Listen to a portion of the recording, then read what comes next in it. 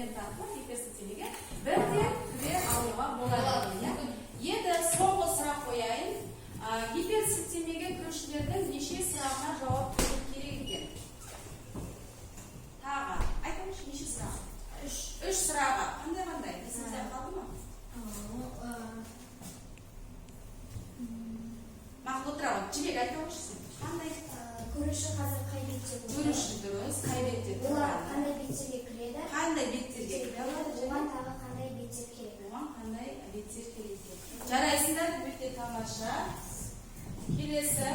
Мен осы жаңағы көрген видеороликтерімді мен осы компьютердан көрсетейін.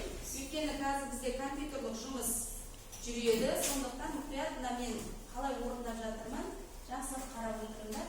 Кәсіпкерлерге тапсырма сол бойынша беріледі. Тақтаға қараймыз. Ең бірінші біз гиперсілтемеге кіру үшін Microsoft терезесін ашып аламыз.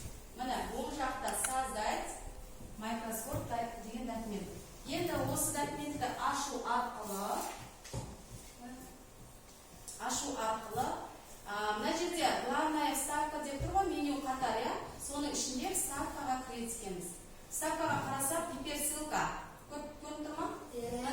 Яғни осы батырманы басамыз. Бұл жерде бізде вставка гиперссылка деген бізде терезе ашылады екен. Енді бұл дегеніміз, мына жерде қарасыңдар, папка дегенде рабочий стол деп тұр ғой.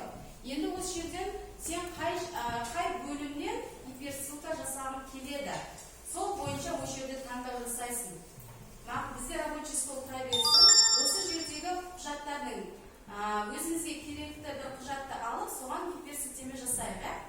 Мысалы үшін 9-шы сынып, болмаса Азиза таныстыру дейді. Мақұл, осыны ала салайын.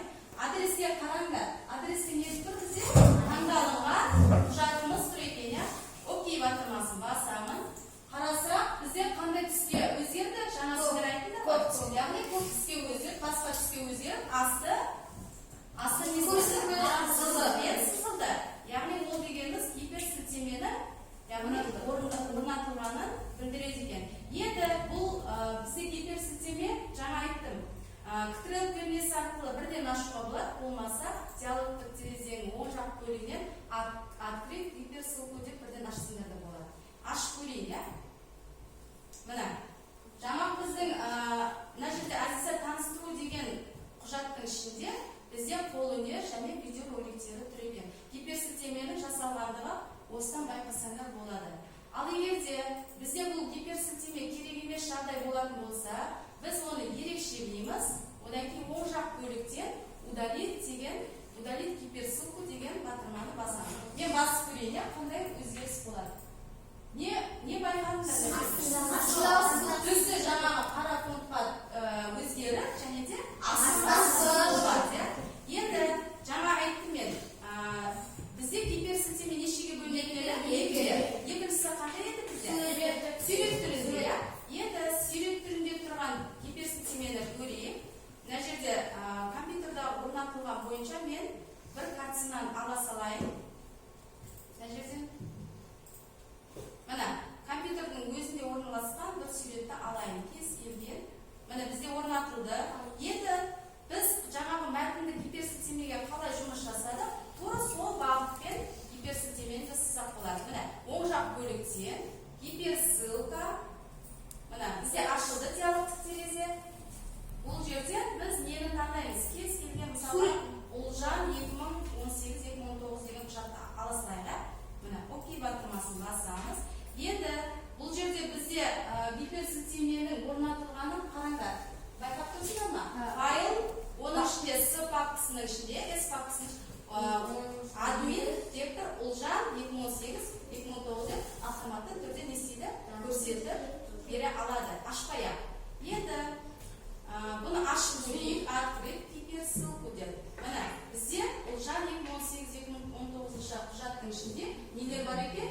Өзіне орналасқан құжаттарымыз квадратпен, яғни тұр екен, яғни бізде гиперссылка не істеді?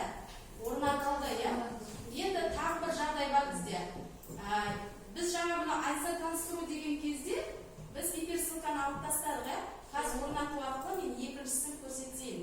Мысалы үшін суретті аласыздар, сурет дегенді алайық. Мен бұл жерге Азизаға, яғни сурет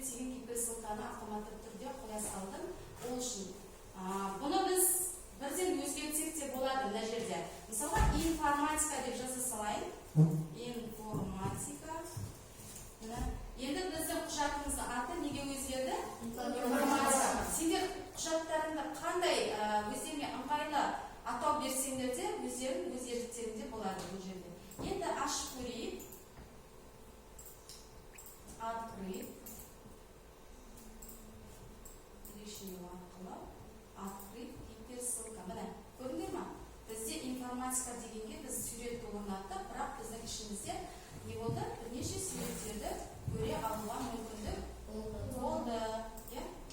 Енді соңғысын таныстырып кетейінші мен.